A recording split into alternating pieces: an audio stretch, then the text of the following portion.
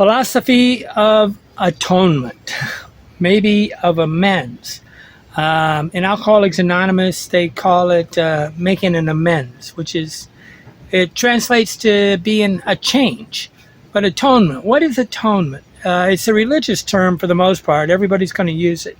But everything's from your perspective. Words have really no meaning at all, other than what I, the person, the individual, give those words, okay? But we try to share the same meanings, but I'm going to talk about the philosophy of atonement. And this is a very important topic for people, because what they do is all through our lives, we do things that are, in a lot of ways, brutal or mean-spirited or unkind, and we hurt other people. The truth creates enemies, but the truth creates enemies, and becoming the hero of your life is the goal. The best example possible would be a philosopher. The best person, the best example of humans would be, in my opinion, a philosopher, because in my opinion, the universal wisdom of truth would make a person searching for truth is a philosopher. No, it's not. It doesn't have to be more complicated than that. Especially has very little to do with scholarly studies or education or anything like that. That's really not to me, a philosopher. A philosopher is a person that believes in the truth. Okay. When you hear a philosopher sound like your father, fat, ugly, and pompous, when you hear a philosopher sound like your father, fat, ugly, and pompous, he or she is not an example to follow. They're selling you a delusion or an illusion that education and knowledge is a philosopher. A philosopher isn't an educated person. It's a way of behaving. Okay, we need forgiveness, okay? Because all of us do things that are all through our childhood. The way we become rational or learn common sense is by consequences, okay? But we need forgiveness from our parents, family, teachers, and children, and yet it's generally impossible to receive. These are the primary people in our life. Forgiveness from our parents, our family, teachers, and children is needed, yet generally impossible to receive. Forgiveness is, in my opinion, is kind of a myth, okay? It's a delusion. It's a delusion, an illusion, and a confusion that we forgive ourselves and others. It's a delusion. It's confusion that we even do this.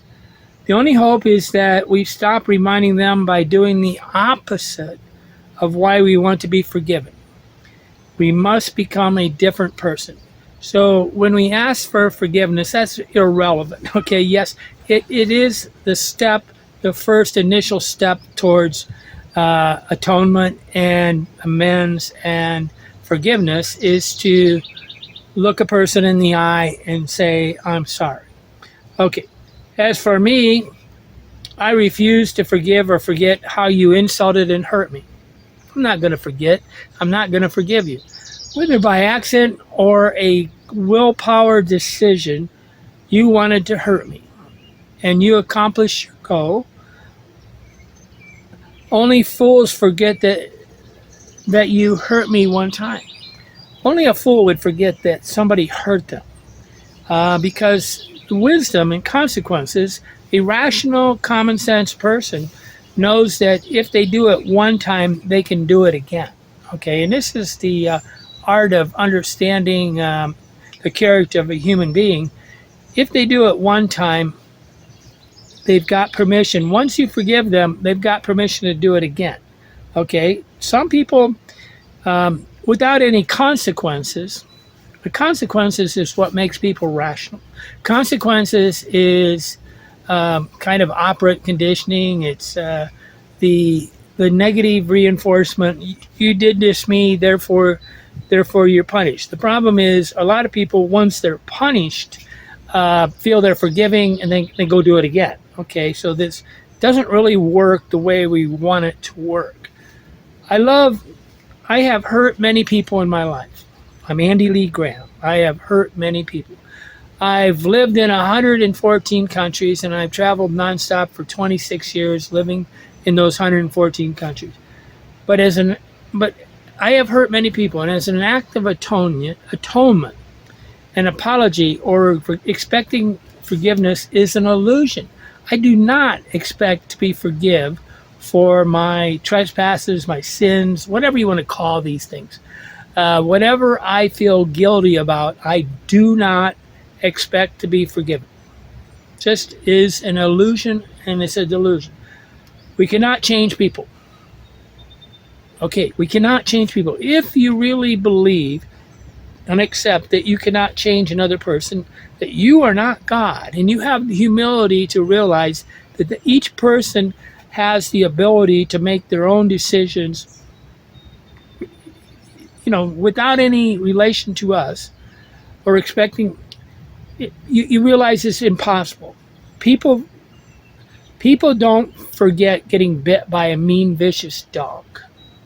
People do not forget getting bit by a mean, vicious dog. But people that we see all the time, they will give us something that is not forgiveness, but they will give us an overwhelming. It's like a balance. You have a teeter-totter. You got a weight of the negative thing you did against them against the weight of the positive thing you did against them.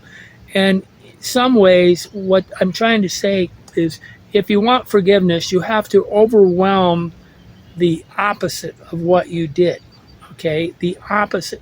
Now be careful here. Most people, if they're really going to get angry at you, is when you tell them the truth. And you're never going to be forgiven for telling them the truth. They do not forget. They consider it not your right to tell them the truth. The truth will set me free, but it will not set the other person free. It can sometimes set the other person free. But when a person discovers the truth and they accept it themselves, that is when they change. The idea that I can change another person by telling them the truth is it's just a hope, okay? We hope sometimes that we can say something to another person and it would change it. I made up this 14th step where I said never say or do anything that would make myself or another person feel weak. Why? Why am I saying this? Because in a nobler sense, if you accept that you cannot change another person, you're really just swinging the ball at a ball that's never going to get hit. You're never going to accomplish your goal. All you're going to do is create an enemy. There are subtle ways to bring a person around to enough ideas. In psychology, I call it circling the wagons. Okay, circling the wagons is when you have you're out in the West and you have these wagons all going in a circle like some kind of John Wayne movie, and the Indians are surrounding you.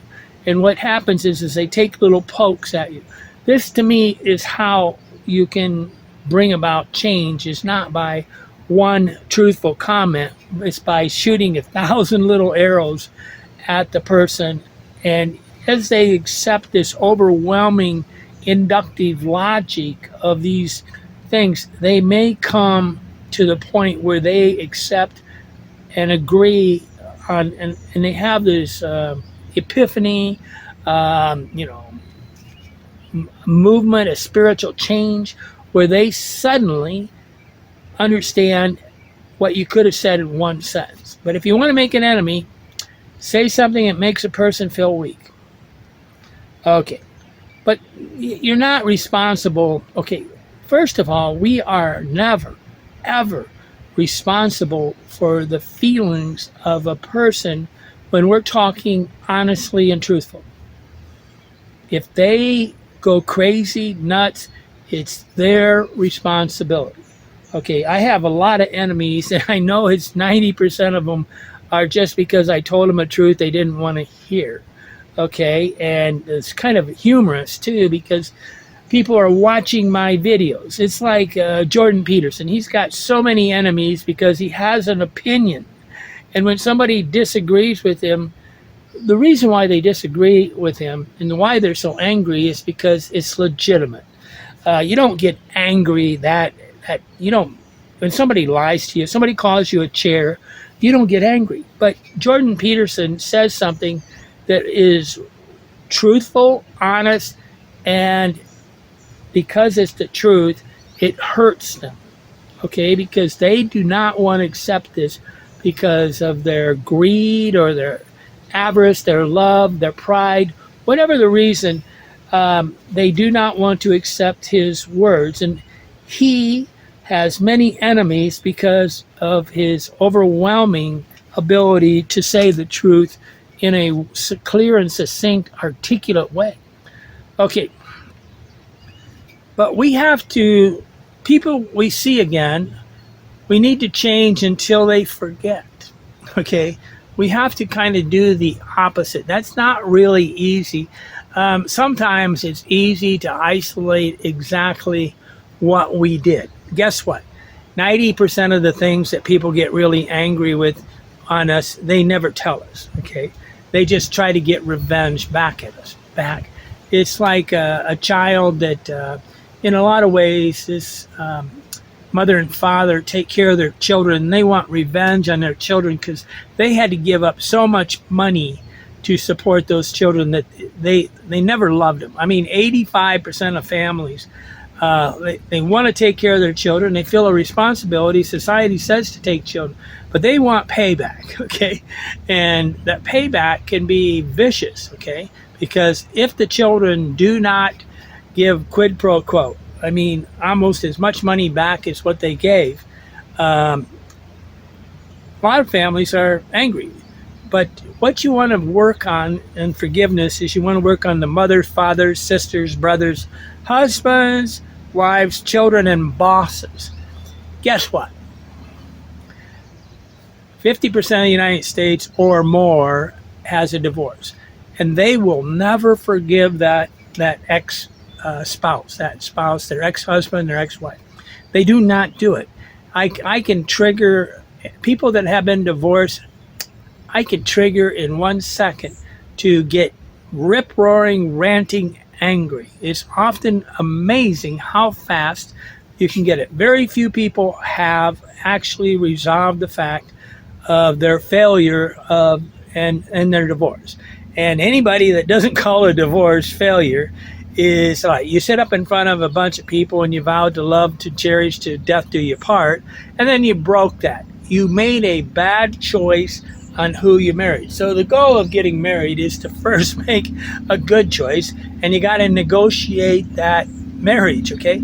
I can't tell you how many people act like they didn't do anything wrong in their marriage. Of course they did. If they don't accept that, they're never going to, because if you ask yourself for forgiveness, if you ask the other side for forgiveness, if you forgive yourself and you accept yourself, you can move on. If you don't ask yourself for forgiveness because you did something wrong, it's just a resentment, a refeeling of the thing, whatever. But atonement, what is atonement? Atonement, say in a marriage, would be the act of doing it right. Okay, you're going to do this right, whatever. I see a lot of people that disobeyed their parents, and they disappear. They work really hard to in a almost insane sort of way. They patronize their family, they patronize their friends. They're people pleasers, where they say and do things trying to get forgiven. You're not going to get forgiven by patronizing somebody. You're not going to get somebody forgiven by talking good words, being virtuous. You're only going to get patronized. You're only going to get forgiven. And the only act of atonement you can do is to consecutively be a good boy every day of the week and never, ever stop talking the truth. The minute that you give a patronizing, white lie, platitude answer, the people feel it and they don't forgive you. Okay, but if you get up every day and be a philosopher and search for honest, and they start to see that your whole goal in life is to be honest, that is atonement. Okay, atonement is in religious circles is one thing. I bring up the word amends because in AA, a lot of, like 10% of the population has gone to AA, or they've seen it on, I don't know, Elementary, the television show with Sherlock Holmes, or somebody. You've seen all these things. I'm a recovering alcoholic, and I had to go through 12 steps, and I had to make a list of the people. Don't think that people really do that. They sit up in front of the meeting and don't get me wrong, they may make 4 or 5 of the easy ones. Okay, they don't go ask a forgiveness of a person that is violently angry at them. Atonement is a religion. The 8th step of AA is made a list of all the persons we had harmed and became willing to make amends to them all. That doesn't mean you go get forgiveness. That's not what the goal is. The goal is really to start ourselves on the path of penance and atonement. Okay, now I know all of you are getting all angry because I'm using a religious term, which is the opposite of intellectual. Intellectual can see a word, hear a word without getting angry. When you get deathly, crazy angry at Joe Biden or Donald Trump, a person that you do not know, okay, this is kind of a propaganda thing, okay?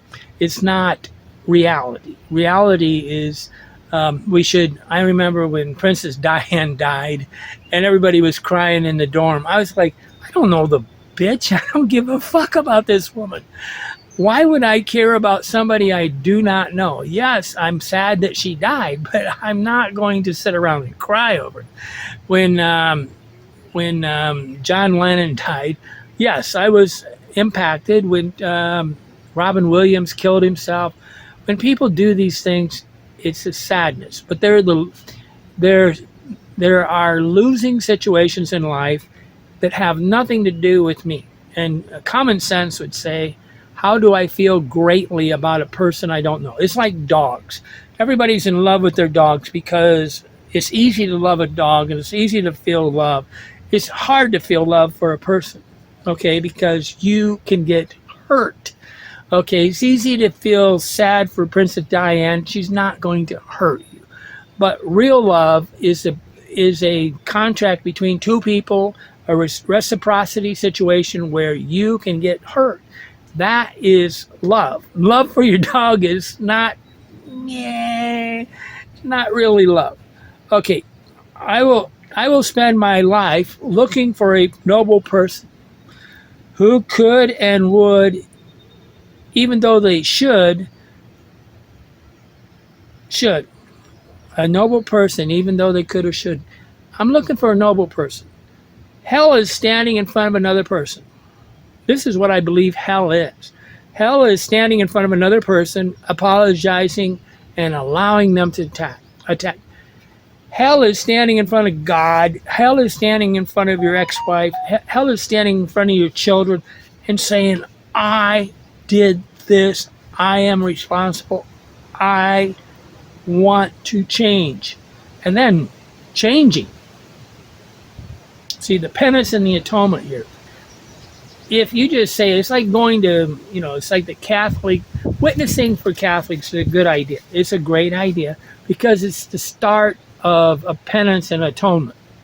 The problem is that they feel forgiven after they say their 3 Hail Marys and they don't change. If they don't change, then they're basically lying to the priest, they're lying to themselves, but the priest is lying to everybody because he or she is not, if that person comes in again with that same, I don't know, you want to call it sin, I think the priest should be saying, hey, we got to talk about this. You are not changing. You're not asking for forgiveness. You're just making me happy. And that's what happens when people don't make consequences for what happened. Hell is standing in front of another person, apologizing and allowing them to attack. becoming vulnerable, and suffer their revenge. That's hell. They will not forgive or forget. They're not going to forgive or forget. True amends, atonement, is changing yourself. In an overwhelming way, the person by doing the opposite of what they did to offend for what they want to forgive. So what you got to do is overwhelmingly change enough over enough time, enough space, enough actions. Your actions talk. Your words are just words. Please understand that words mean nothing. Okay, if I say the wrong word here, it means nothing. It's my intentions. My intentions are to do the right thing. Okay, when you want atonement, you have to sit there and say how you're going to change. And then you have to consider, you have to do it. But at the end of the day, it all comes down to one thing. A person that can change is going to be brutally honest with themselves. If you cannot be brutally honest with yourself, you're not going to change, because it takes first the evaluation of who you are and your what you did to start the path of atonement. Don't get me wrong, talking to the priest, talking to your friend, coming to the people and say is the first action of atonement. But the brutal honesty with yourself, with no holds barred, where everything you say to yourself is honest. Ego defense mechanisms is something Freud came up with, and most people are so angry at themselves that their ego will lie to themselves just because they would be overwhelmed if they realized just how bad a person they are. Okay, most people will not forgive. Honest, truthful, telling another person the truth. They do not want to hear, you will never be forgiven. You will never be forgiven or forgotten for telling somebody the truth. You don't apologize for telling the truth. If you talk about a situation, you have not forgotten or forgiven it. Okay, people want to, there's kind of overwhelming dominant themes to conversations. And if a friend of mine's talking about his wife all the time, or women do this, he's not forgiven. If a woman's talking to generalities about women, they haven't forgiven them. Okay, this is a good thing, because the more they talk, eventually they will basically wear out the conversation. But some of us do not want to be forgiven. We don't want to forgive them, and we don't want to forget. See, they're never going to forget. Okay, but you can. It's a platitude situation, platitudinal lies we tell ourselves and others to appear virtuous. To say nice words, to stop saying them is true virtue. To stop saying nice words is true virtue, because the actions will speak louder than the words. You got to talk with your action. Can you stop being a jerk? Wisdom of time, we learn to stop giving advice, avoid the words that trigger anger, and how to change ourselves. Going to church and going to AA is not atonement. That is not atonement. That's us learning of our mental character defects, okay? You're not going to get forgiven for going to church. You're going to only get forgiven if you are a good person. That doesn't mean the other person is going to be good back. And that's where a lot of you don't see it. You're wanting forgiveness by an evil person. Not going to happen. Evil people don't care anything about good. They only care about their evilness. But if you got to be overwhelmed by being different. You overwhelm them by being a different person. If you have no enemies, you are dishonest. Telling the people what they want to hear is dishonesty. If you have no enemies, you're a dishonest person, in my opinion. The leaders of life accept that truth creates enemies, but atonement and amends are when we become different people, until one day the person we ask for forgiveness from forgets he or she wants revenge. See, after a certain amount of time, they forget it. So the atonement really is in one of the definitions they were talking about, it's a covering up. It's a covering up with good until the reason to be forgiven is forgotten. Or at least it's so minimalized, it's not the predominant thought in their mind. Okay. Atonement is making amends or reparations for a wrong or injury. It often involves actions to rectify the harm done and reconcile with the offending party. Okay. You think it's quid pro quo. I make amends and say I stole some money from you, I give that money back. Yes, that's a proper thing to do, but that's not going to get a forgiveness. Okay. What's going to get forgiveness is that they see that you have suffered the consequences, and that's the reason why people have to go to jail. They have to do these things, because without consequences, they're an irrational person. An irrational person, or with a person with no common sense, believes that they can get away with things. And right now you see this in the United States. People have no consequences for their actions. So out in California, they're forgiving everybody for all their transactions because they're black or gender or transgender or some crazy idea. Doesn't matter anything about your race, your color, your creed, your whatever. A bad action is a bad action. Okay, and it needs consequences and punishment, and the punishment has to be in a way overwhelming more than what they did. It can't be you just paid it back. Okay, it has to be a painful enough consequences that they never do it again. Some people are so irrational though, that they can't learn. It's the insanity, right? Doing the same thing over and expecting a different result. Okay. The solution to this thing is don't be a person who has to apologize. And again, I have learned that in the 14th step, never say or do something, anything that would make myself or another person feel weak. You got to make people feel powerful. If you really want them to change, they got to see that you are always on their side.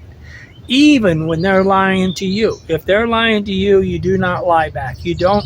This is one of the crazy things is people are really quid pro quo. They give back exactly what another person does. Okay? You should not. If a person harms you, when they say the Bible's a good book, okay, and it's a guidebook, okay, it's a guidebook. It's not the answer. In a way, what God wants us to do is take all these fuzzy things and still make the best decision, the kind decision.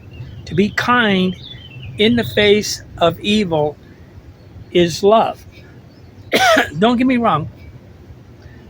You don't have to be kind to an evil person. You don't have to be platitudes. You don't have to appease them. You don't have to do anything. The best thing to do with an evil person is to walk away. Don't get near them. Be wise enough, because see, a wise person has suffered the consequences enough that they are not going to get near an obvious riffraff person. I avoid riffraff persons at all costs. I don't want to get into conversations with people that I don't feel are looking for the truth. If I always think of these different people in my life where they had no good intentions at all. Okay, so you can weigh the intentions of a person. But people like misery, don't think that you're ever going to be popular, and there's no reward on heaven. There's no heaven on earth by being a good person. The only thing that happens is you respect yourself and you have the mastery of yourself. Okay, to actually be a good person is to be hated. Okay, to be an honest person is to have many enemies, and to they're going to call you things like goody two shoes and things like that, right? Evil, dysfunctional people like dysfunctional people. Evil people like evil. And when they say that we're all sinners, believe them. Okay, they want to find a reason to be angry. People look and search for reasons to be angry. They're addicted to problems. And right now, in our generation, used to be we could say, buck up, shut up, and grow up. Listen up, shut up, grow up. Be a man. Be a person of stature that doesn't sit around and complain about everything. When you complain about something, you're not accepting the world on the world's terms, okay? The world is not going to ever be fair. The people get real angry because they actually believe that they should be treated fair because they want to treat people fair. The world is always going to treat you unfairly. I learned this from a lady, and I got a drunk driving in Bloomington, Indiana, and the lady, that was one of the most wise statements I ever heard. She said to me, Andy, you're nice to people, therefore you expect them to be nice back. That's just anti-intellectual. That's stupid. It's idiocy because you treat them, you expect them to treat you back nice. That's not the way the world works. You treat people nice because you want to love yourself. Okay, to get them to treat you nice back is not. And what people try to do to get people to be nice back to them is they give the platitudes and the white lies, and then they wonder why the person doesn't respect them. Well, you've been lying to them, and they can feel this. Okay. So the philosophy of ask you, what is your personal philosophy on atonement or amends? If you do not think, if you do not pursue, and you do not try to find forgiveness. I'm always laughing. People can say the Lord's Prayer over and over and over again and never really hear it. Our Father who art in heaven, hallowed be thy name. Thy kingdom come, thy will be done. Forgive us our trespasses as we forgive those who trespass against us. You forgive yourself, you forgive others. That means that you change yourself and you make heaven on earth. The highest dysfunctional behavior there is to blame somebody else for your life. That's the highest dysfunctional behavior there is. That somebody else made you do and made you think, and nobody is responsible for you. Don't get me wrong, the father and mother are responsible for being good examples. Okay, and after age 18, their job is done. Okay, but to be a good example is what a philosopher is. To be the best example. Okay, when I see these guys that are fat, bumptious, smoking cigarettes, and they're like supposedly philosophers, I consider them trailer trash. I'm not supposed to use that term, I think. Okay. If you mentally, spiritually, emotionally, physically, on all levels, we have to be the best person we can. We can't just be really knowledgeable on one subject. That does not make a philosopher. A philosopher is a person that, I always laugh when you see these Greek philosophers and they're like really strong looking and whatever, and then you see these ones on people that are talking philosophy and they're just really bumptious, fat. They look like they've been upstairs in their room, Jack and Joe. Okay. Knowledge is not a philosopher. Philosopher is an action. It's an action of being wise and searching for the truth. Okay, atonement. What is atonement to you? What does it mean to make amends?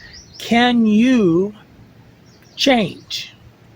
The ingredient of change is brutal honesty with yourself. That's the reason why sometimes when I really have an important issue that I really want to change, I'll sit there and make 1,000 little, not 1,000. Just start making all these little ideas related to it. And I'll sit there and I'll write it out. And I'll make a long list of what I call the variables of the situation. And I would sit there and say how I felt about it, how I thought about it. I make a long list. If you're not willing to sit down and write something down, you're probably not willing to change. reading a book about changing is not the same as writing your own book. See, there's a thing in you watch something, you assist somebody, and then you teach it. Okay, that's how you learn.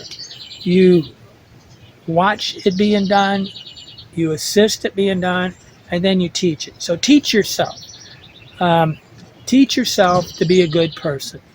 But when you teach others how to be a good person, it's really hard to be a bad person because they're going to call you on the rug when you do something wrong.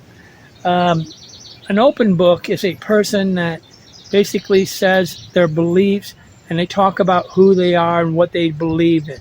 If you're not willing to give an opinion, for sure, you are a weak person that cannot be a good person. A good person knows that he or she should give their opinion as a witness to who they are. This idea that never give your opinion is the opposite of being a functional person. A transparent, honest person is proud of who they are. Are you proud of who you are? Or are you hiding from the world? Are you hiding? Or are you the master of the universe? Are you the hero of your own life? I'm Andy Lee Graham. I'm the hero of my own life.